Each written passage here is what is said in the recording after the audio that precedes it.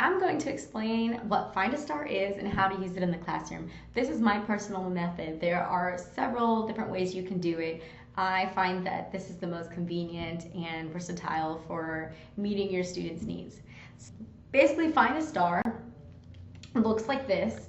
There's going to be some kind of template behind it, like this. And the students are choosing one of the boxes so they can try to find the stars. Now in the Vipkid classroom, there are 5 stars that they're able to receive during class. So if they continuously get rewarded in the classroom, they should be able to receive the 5 stars by the end of class. You start with a template like this, and then you're going to cover it with your little squares. And I have a tutorial on how to make this if you are interested. The cool thing about doing it this way is that, let's say my student is struggling with naming his letters.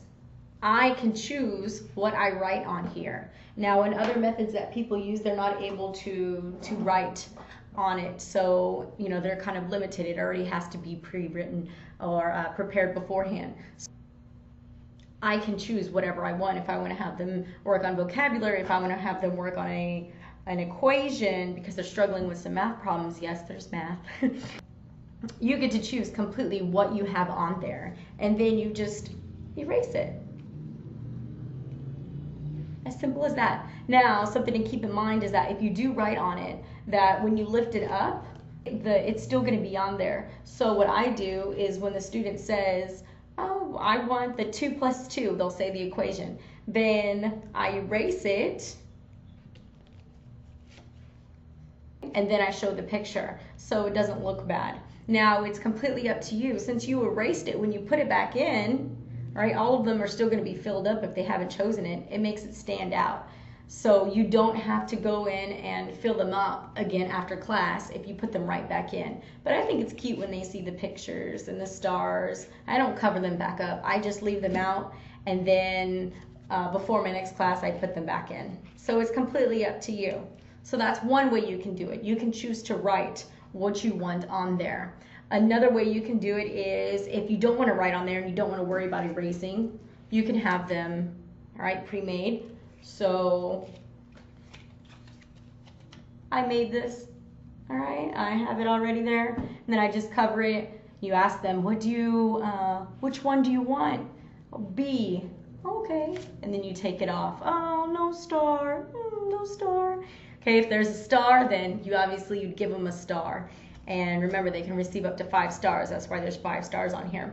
So that's the second way you can do it. And the third way, let's say you don't want to deal with templates at all. You don't want to deal with templates. And I get a lot of these templates off that Facebook group that I talked about. You can also make your own templates however you want to do it. But when you make the binder, you want to make sure you use the template that you're going to be using because it's going to be custom made for that template. So let's say I don't want to use a template at all. Oh, it's too much work to print templates out and to figure out the alignment and da-da-da-da. Like, you just don't want to deal with templates. So since these are pockets, you can actually put a star behind it. Easy, no template. And then you can have other objects, like if obviously they're searching for a star, but if you want to put something else, like you can put hearts. So when you lift it up, oh, it's a heart, no star, but they still can see something instead of it being blank.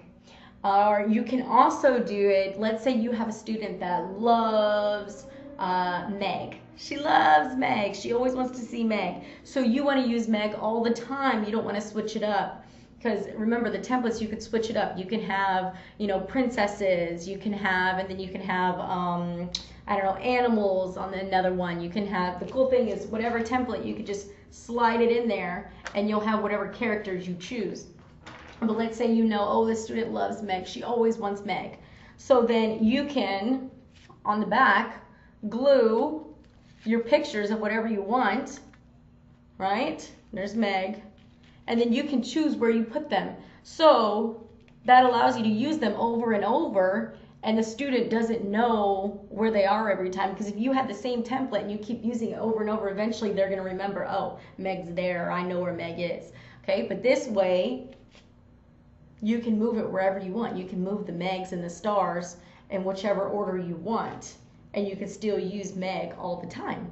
Okay, now you will have to write on it if you use this way, because if you put, A behind the star, then they'll always know, oh, the star's on A, the star's on A. For it to be, still a mystery, make sure that you write it if you decide to use this method. But this allows you to not even have a template. You could just create this and, do it however you want. Move them wherever you want. Or you can, like I said, put the objects behind if you don't want to glue anything behind them. Okay, so lots of different ways you can use the Find a Star with a binder.